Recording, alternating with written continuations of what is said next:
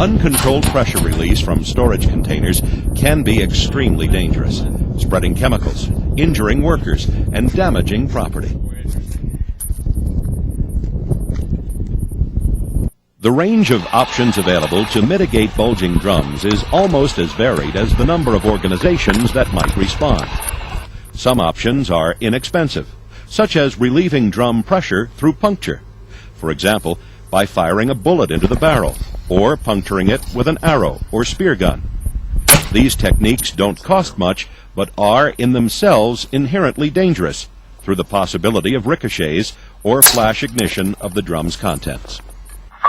At the other end of the spectrum are expensive remote-controlled robots that can fire disabling slugs into suspect barrels. By the way, we were able to clean up the camera after this demonstration. And other techniques exist.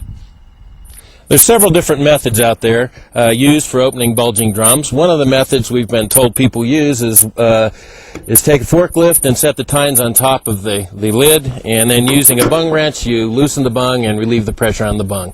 This is not something that we would recommend that people do. Another method of dealing with pressurized drum is to apply ice or dry ice. By cooling it, we reduce the pressure and decrease the danger when eventually you have to open it.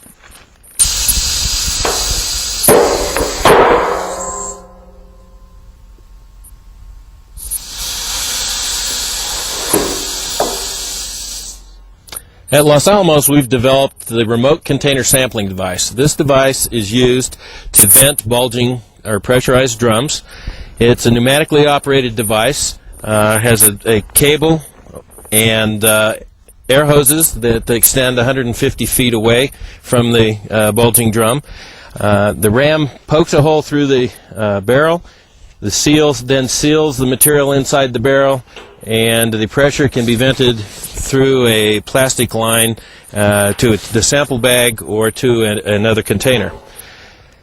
This device is lightweight, can be operated with ease with just one person, and in case we have a catastrophic failure of the container, you are at least 150 feet away from the device when it's operated. When working with flammable or combustible materials, an inert gas can be injected into the tube, and this reduces the likelihood of a fire or explosion. So when dealing with pressurized drums, we recommend that you use some sort of remote container sampling device such as this or projectile type operation. One other method of depressurizing bulging drums is to use a disruption tool. Disruption tools can usually be acquired from your local bomb disposal team if you have one in the area. There are several different types. This is the most common type. It's called the Pan Disruptor. It's issued to every bomb team by the FBI Hazardous Devices School. Best way to do it is you need to go in protected in gear much like this. You set your tool up. It's initiated by a piece of shock tube or LANL. Your cartridge is right in the breech. You set it up from a distance of about 25 feet from the barrel so you're still protected. You go ahead, aim it with a laser sight to about midsection of your barrel.